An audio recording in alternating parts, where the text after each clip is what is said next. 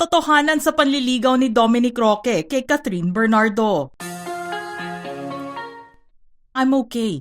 I'm happy actually. Everything is okay. Yan ang naging pahayag ni Dominic Roque matapos matanong kung kamusta na siya nitong mga nagdaang buwan dahil sa breakup nila ng aktres na si Bea Alonzo. Inamin ni Dom na maayos na siya ngayon at nagkaroon ng ibang libangan kasama ang mga kaibigan. Dahil dito naging matunog muli ang kanyang pangalan dahil sa isang tao na naging kontrobersyal noong nakaraang taon matapos mahiwalay sa kanyang ex-boyfriend of 11 years. Ang tinutukoy nga ng mga balita ay ang 2024 Famous Best Actress at box office queen na si Catherine Bernardo. Matapos kasing maiulat noon ang pangalan ng 3 lalaki na nalilink sa kanya ngayon tulad ni Jericho Rosales, Piolo Pascual at Alden Richards. May isa pang dumagdag sa listahan na ito. Napapabalita ngayon na mas gumanda ang relasyon ni Dominic at Catherine matapos nilang makaranas ng heartbreak sa previous relationship nila. Binigyang linaw naman ni Dom ang mga naglalabasa na balita tungkol sa kanila ni Catherine sa pamamagitan ng pag-reply sa isang showbiz page sa Facebook. Sinabi niya sa comment section, "Kapatid ko po yan, bros." Nagsimula ang pagkwestiyon sa relasyon nila ngayon dahil sa litrato na lumabas sa social media kung saan sila magkasama.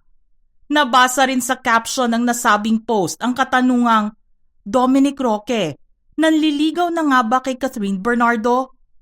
Bukod sa litratong naipakita online, madalas din na magsama ang dalawa sa ilang mga lakad. Kaya naman hindi maiwasan na matanong kung ano nga ba silang dalawa ngayon.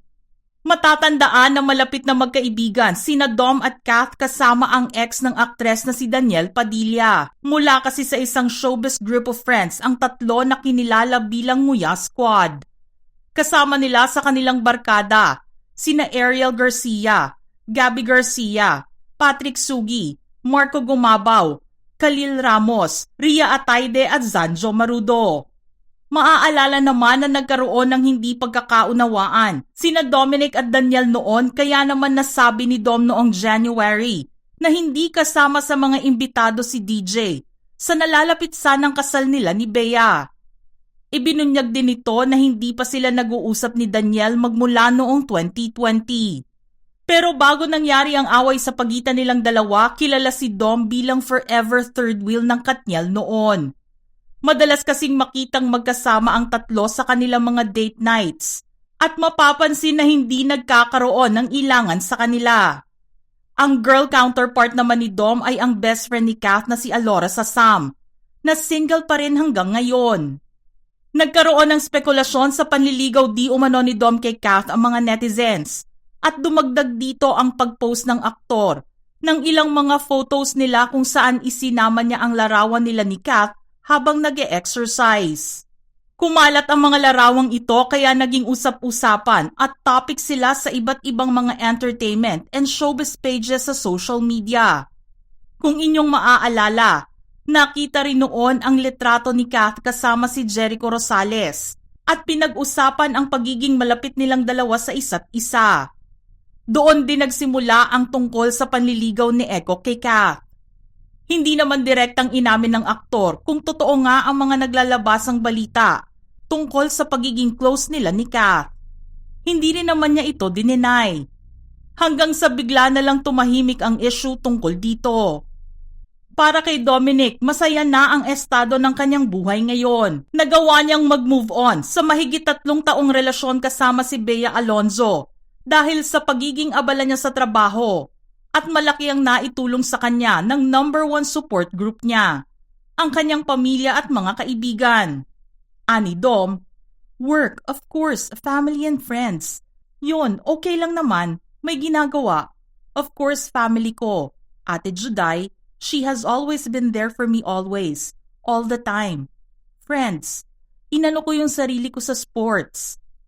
Deadma rin siya sa binitiwang pahayag ni Bea sa isang panayam kung saan sinabi ng aktres na hindi siya ang nakipag-break at tumapos sa relasyon nila ni Dom. Hindi naman narinig na nagsalita ang aktor matapos na lumabas ang interview na iyon. Malaki ang pasasalamat ni Dom sa best friend ng kanyang tita Beth Tamayo na si Judy Ann Santos. Ito kasi ang nakakasama niya sa ilang mga gimmick nito. Isa siya sa mga taong tumulong para na rin makalimot sa sakit na pinagdadaanan ng kanyang puso.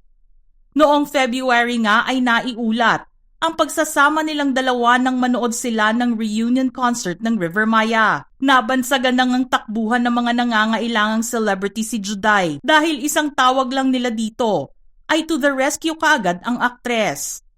Ipinakita naman ni Juday ang natanggap niyang jar of beautiful flowers mula kay Dom na tinawag niyang my sweet anak.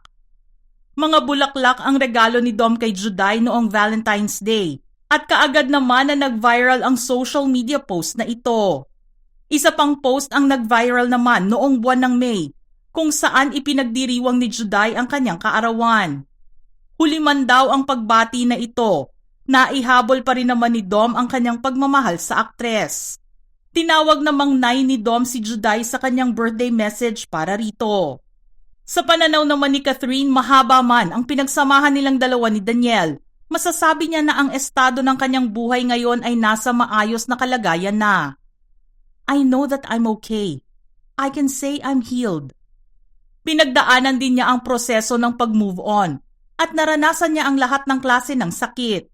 Pero hindi iyon naging dahilan para siya ay bumitiw at mag-give up sa kanyang trabaho. Sinigurado niyang hindi makakaapekto ang pag-move on niya sa kanyang pag-arte.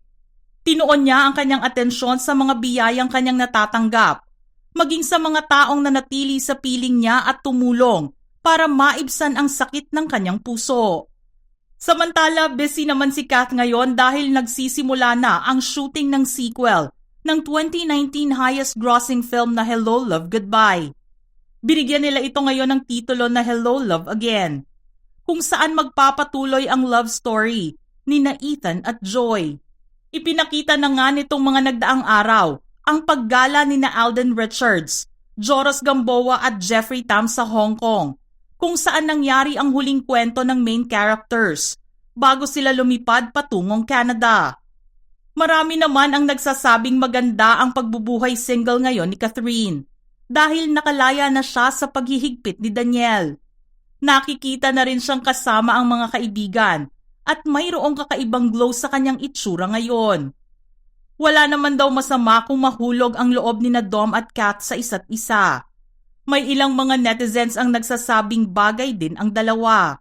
Dagdag pogi points naman daw ang pagiging magkaibigan nila ni Kat ng matagal. May pundasyon na rin kasi ang kanilang magiging relasyon kung sakali mang mauwi ito sa totohanan. Mga ka-showbiz peeps, ano naman ang inyong reaksyon sa ating istorya ngayon? Send in your thoughts in the comment section below.